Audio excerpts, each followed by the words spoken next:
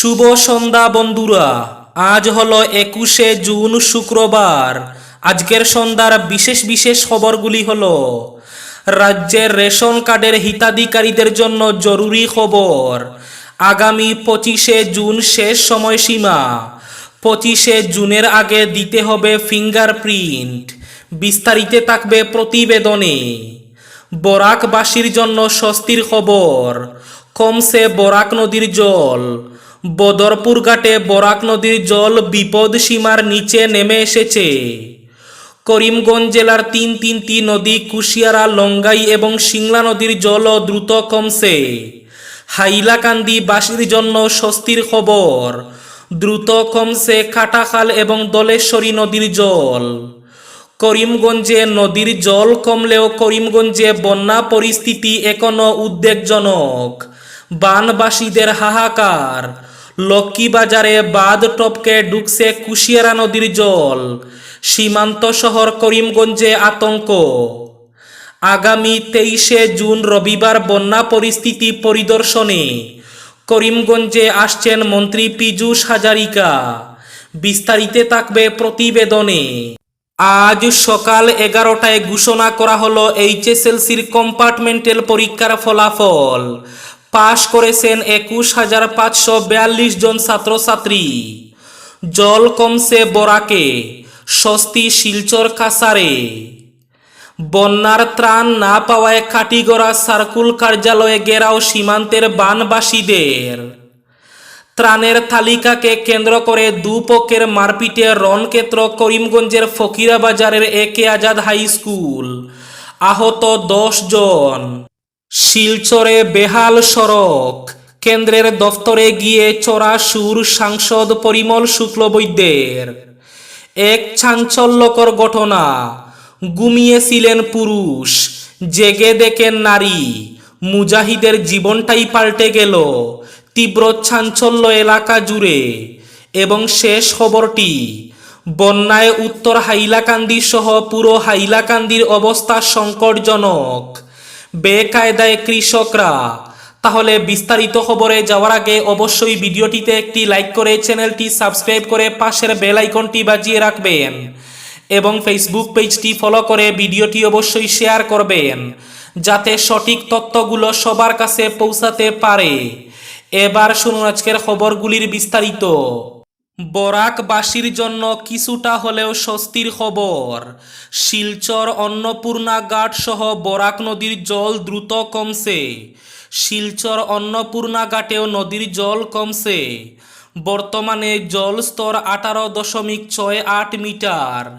এদিকে বদরপুর ঘাটের বিপদসীমার নিচে নেমে এসেছে বরাক নদীর জল। 16.70 মিটারে বইছে বরাক নদীর জল। এদিকে করিমগঞ্জ জেলার তিনটি নদী কুশিয়ারা, লঙ্গাই এবং সিংলা নদীর জলও কমছে। সিংলা নদীর জল ইতিমধ্যে বিপদ সীমার নিচে নেমে এসেছে। তবে করিমগঞ্জ জেলার তিনটি নদীর জল কমলেও করিমগঞ্জের গ্রামাঞ্চলের বন্যা পরিস্থিতি এখনো উদ্বেগজনক। বানবাসীদের হাহাকার।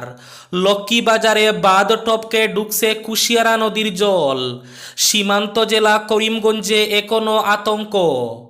এদিকে জল কমছে বরাকে, স্বস্তি শিলচর কাছাড়ে। গত দুদিন ক্রমান্বয়ে বাড়ার পর কমতে শুরু করেছে বরাক নদীর জল। সঙ্গে কাছাড়ের বুক দিয়ে বয়ে চলা বরাকের উপনদীগুলোতেও কমতে শুরু করেছে জল। এতে জেলার জনজীবনে নেমে এসেছে স্বস্তির হাওয়া। এদিকে হাইলাকান্দি বাসীর জন্য সুখবর, দ্রুত কমছে কাটাখাল এবং দলেশ্বরী নদীর জল।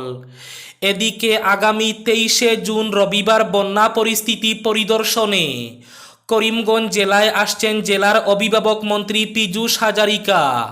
ওই দিন বেলা 10টায় করিমগঞ্জ পৌঁছাবেন তিনি। আসার পথে বদরপুরের বন্যা কবলিত এলাকা পরিদর্শন করবেন। এরপর করিমগঞ্জ জেলাশাসক কার্যালয়ে থাকবে বন্যা পরিস্থিতি নিয়ে রিভিউ মিটিং। পরে অতিরিক্ত আবর্ত ভবনে মধ্যাহ্নভোজন সেরে উত্তর ও দক্ষিণ করিমগঞ্জের বন্যাক্রান্ত এলাকা পরিদর্শন করবেন মন্ত্রী পীযূষ হাজারিকা।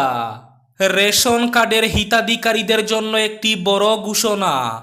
আগামী 25 জুন হচ্ছে রাজ্যের শেষ সময়সীমা। শীঘ্রই পরীক্ষা করুন আপনার ই-কেওয়াইসি। যদি আপনার ই-কেওয়াইসি না থাকে তাহলে আপনার নাম ই-কেওয়াইসি না থাকার কারণে রেশন কার্ড থেকে কেটে যেতে পারে। তাই রেশন কার্ডের হিতাধিকারীদের জন্য বাধ্যতামূলক করা হয়েছে ই-কেওয়াইসি পরীক্ষণ। ই-কেওয়াইসির জন্য আপনাকে যোগাযোগ করতে হবে আপনার সুলভ মূল্যের দোকানির সঙ্গে, অর্থাৎ আপনার ডিলারের সঙ্গে যোগাযোগ করতে হবে। ডিলারদের প্রশাসন থেকে নির্দেশনা দেওয়া হয়েছে আগামী 25 জুনের ভেতরে সকল ডিলারদের তাদের গ্রাহকদের আঙ্গুলের ছাপ অর্থাৎ ফিঙ্গারপ্রিন্ট নেওয়া বাধ্যতামূলক করা হয়েছে। আজ সকাল 11টায় ঘোষণা করা হলো এইচএসএলসির কম্পার্টমেন্টের পরীক্ষার ফলাফল। ছাত্রছাত্রীরা sebaonline.org অফিসিয়াল ওয়েবসাইটে গিয়ে নিজের ফলাফল দেখতে পারবেন। উল্লেখ্য, এবার 51,648 আবেদনকারীর ভেতরে পরীক্ষায় বসেছিলেন 50,618 জন পড়ুয়া।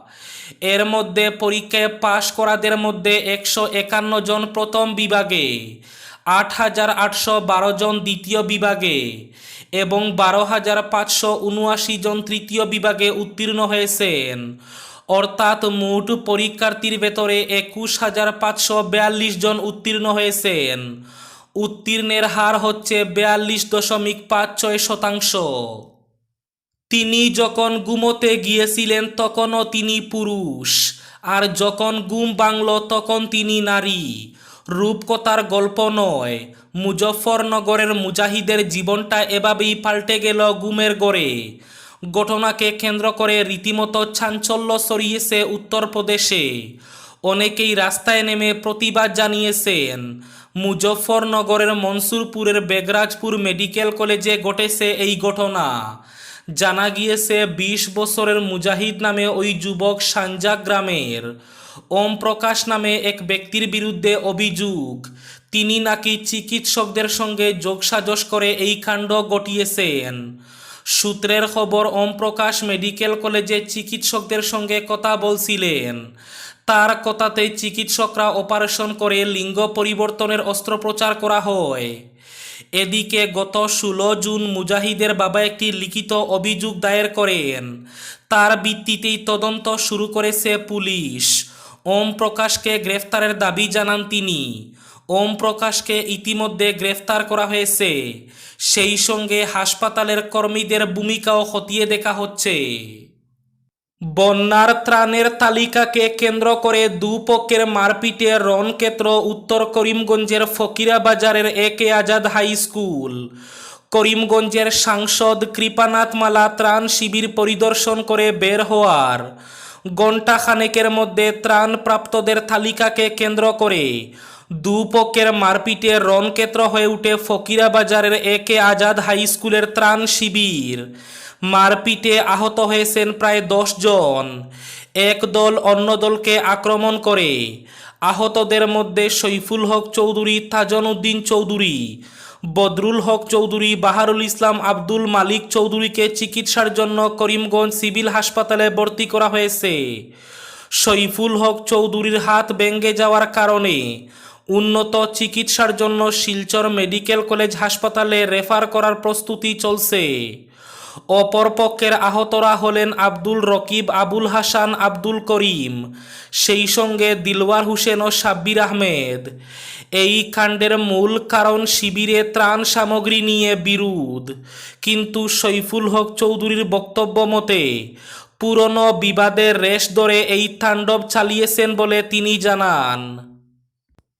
এদিকে এতে মারপিটে উভয় পক্ষকে সামলাতে গিয়ে গুরুতর জখম হয়েছেন একাংশ মধ্যস্থতাকারী ব্যক্তি। শরণার্থী শিবিরে যে মারপিট হয়েছে তাতে এক প্রকার উত্তপ্ত পরিস্থিতি বিরাজ করছে। শিলচরের সড়ক বেহাল। সাংসদ হিসাবে শপথ গ্রহণ করে জেলায় ফিরে শিলচর শহর তথা সংলগ্ন এলাকায় রাস্তার দুরবস্থার বিরুদ্ধে সরব হয়েছেন পরিমল শুক্লবৈদ্য। বিশেষ করে জাতীয় সড়কের যেসব অংশ ভাঙা অবস্থায় রয়েছে সেগুলো অতি সত্বর সারিয়ে তুলতে নির্দেশ দিয়েছেন তিনি। কেন্দ্রীয় সরকারের সড়ক নির্মাণ বিভাগ NHIDCL এর কার্যালয়ে উপস্থিত হয়ে তিনি এবং বিভাগের জেনারেল ম্যানেজার গৌরাঙ্গ দেওগড়ের সঙ্গে দেখা করে কড়া বার্তা দেন। তিনি জানান, স্থানীয় সমস্যার সমাধানে তার দলের লোকরা প্রয়োজনে বিভাগের পাশে দাঁড়াবেন। বন্যায় ত্রাণ না পাওয়ায় কাটিগড়া সার্কুল কার্যালয়ে ঘেরাও সীমান্তের বানবাসীদের। মিলছে না ত্রাণ, সরকার বা প্রশাসনের কাছ থেকে নেই কোনো সাহায্য সহযোগিতা। বেপাত্তা স্থানীয় বিধায়ক। এ নিয়ে ক্ষোভ জন্মেছিল কাটিগড়ার ভারত বাংলা সীমান্তের বানবাসীদের মধ্যে। আর আজ ক্ষোভের বিস্ফোরণ ঘটে।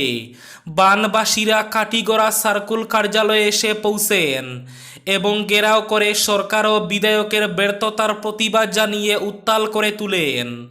আজ সীমান্তের মহাদেবপুর, রংপুর, নাতানপুর এবং সরসপুর, সেই সঙ্গে পীরনগর, রাজপুর, নিশ্চিন্তপুর ইত্যাদি গ্রামের ভুক্তভোগীরা সার্কুল কার্যালয়ে এসে সার্কুল অফিসার হায় হায়, বিধায়ক খলিলুদ্দিন মজুমদার মুর্দাবাদ ইত্যাদি স্লোগান দিয়ে উত্তাল করে তুলেন। এবার শেষ খবরটি। বন্যায় উত্তর হাইলাকান্দির অবস্থা সংকটজনক।